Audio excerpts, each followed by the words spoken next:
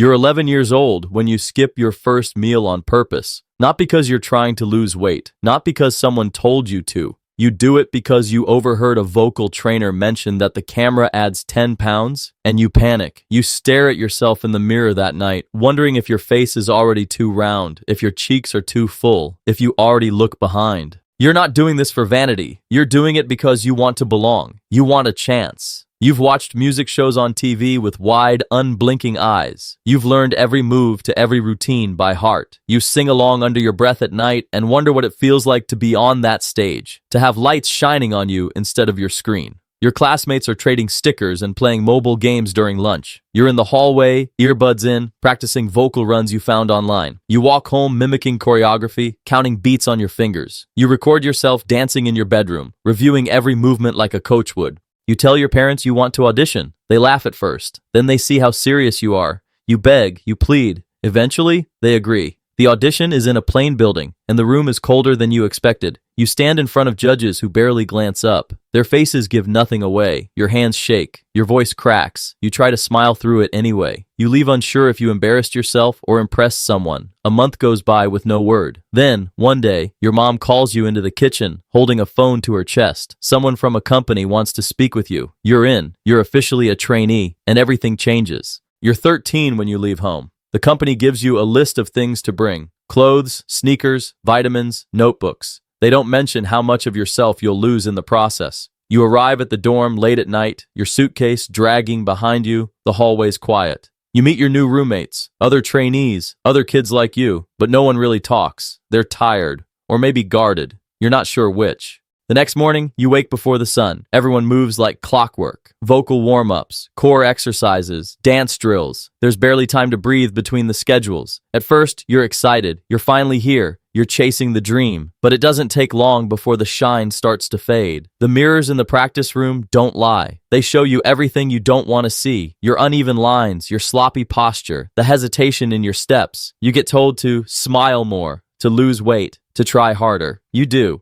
There are rules, strict ones. No phones unless supervised. No snacks. No dating. No distractions. If you're sick, you train. If you're injured, you train. You don't complain because you know there are hundreds, maybe thousands of others ready to take your place. You stop going to school in person. Your education becomes something squeezed into online lectures after midnight. Your friends back home send you messages that go unanswered. Birthdays come and go without celebration. You forget what a weekend feels like. Every month, there's an evaluation. You stand in front of a panel, performing like your life depends on it, because it does. Trainees who don't improve get cut. Their beds are empty the next day. No goodbyes, no explanations, just silence. You train harder. You push through the pain in your knees and the tightness in your throat. You start hiding how tired you are. You learn to smile when you're exhausted. You learn to keep going, because the dream hasn't left you. It's only gotten louder. At 16, it finally happens. You debut.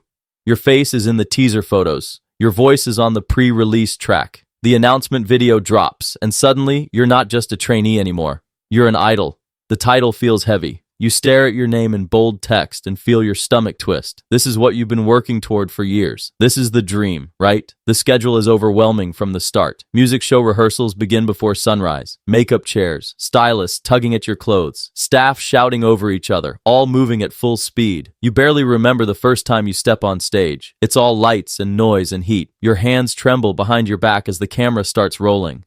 You smile anyway. Your debut song climbs the charts. The company posts photos daily. Your follower count explodes. People start recognizing you at gas stations, at crosswalks. They scream your name, even if you're too tired to smile back. You sign posters with numb fingers. You pose for selfies with fans, while your manager counts the seconds behind you. You barely sleep. You take vitamins like candy. When your voice gives out, you whisper through interviews and save your energy for the stage. When your ankle swells, you dance on it anyway, then ice it between shows. You learn to cry in bathroom stalls quietly. You learn to smile through everything else. The praise pours in, but so does the pressure. The camera never turns off. One wrong step and you're a headline. A single awkward moment on a variety show becomes a meme. You check your phone at night and see your face everywhere, sometimes adored, sometimes mocked. It doesn't feel real. None of it does. You start to wonder if this is really success or just a better form of survival. Still, every night you bow deeply at the end of your performance. You thank your fans, you thank your company, you even thank yourself silently just for surviving another day. You tell yourself this is only the beginning, and somehow you believe it.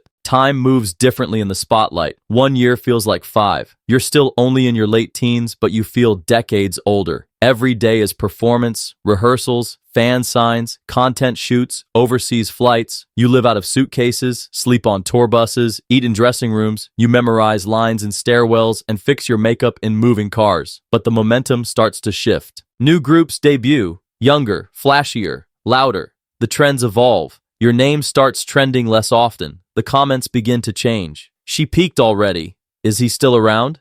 They should just disband. You pretend not to read them, but you do. You try to hold on. You pour yourself into your next comeback. You cut carbs, train harder, rehearse until your knees scream. The song does okay. Not bad, not a hit. You perform with a smile, but it doesn't reach your eyes. You look at your group mates and see the same questions in their faces. How much longer can we do this? Then comes the meeting, the contract renewal. Some members want out, some want to go solo, some are just tired. You don't blame them. You're tired too. So the group ends, not with a bang, but a quiet announcement posted online. Fans mourn. Some move on immediately. You try a solo debut. The company puts together a budget and a concept that doesn't feel like you, but you say yes, because at least it's something. The release is modest. A few interviews, a performance slot on a late show, then silence. You start seeing the industry from the outside. You watch the fresh rookies on music shows, their eyes wide, their movements sharp. You feel a pang in your chest that you can't explain. Is it envy, regret, loss? Then one day, backstage at a dance studio, you see a trainee struggling with a step. They look just like you did years ago, sweaty, anxious, desperate to impress. You kneel beside them, adjust their form, and whisper, breathe. You've got this. And just like that, something inside you shifts. You're not done yet, just different. You never planned to become a mentor. It just happened. One day, you're helping a trainee fix their vocal phrasing between rehearsals. The next, you're officially on the schedule as a guest coach. They look at you like you're someone, like your name still holds weight. You smile and play the part, even if you're still figuring out what comes next. You tell the kids to stretch before dance practice, to hydrate, to rest. They don't always listen. Neither did you. You watch them push too hard, hurt themselves, cry quietly in hallways. You recognize the signs before they do. You remember how it felt to fake smiles in front of cameras, to swallow your fears in front of people who called it discipline. You train them with patience. You don't yell, you don't shame. You remember what helped you and what didn't. You build them up instead of breaking them down. You remind them to hold on to their love for music, for dance, for performing. You know how easily it slips away. Outside the studio, life feels quieter. You attend your cousin's wedding, your first family event in years. You walk your dog without sunglasses or a mask. No one stops you for photos anymore. Sometimes it stings. Mostly, it's a relief. You still sing in the shower. You still dance a little when your favorite song plays in a store. The stage is behind you now, but the rhythm never leaves. It lives in your bones, in your memories, in your dreams. Some nights, you still dream of the spotlight, of the roar of the crowd, the silence right before a beat drops, the weight of the mic in your hand, the rush in your chest. You wake up reaching for it, still chasing that feeling, always chasing. You gave everything, your youth, your time, your health, your heart, and somehow you'd still do it all again, because that's what it means to be a K-pop star. It breaks you, it builds you, it becomes you, and when it's over, it stays. Quiet, but forever.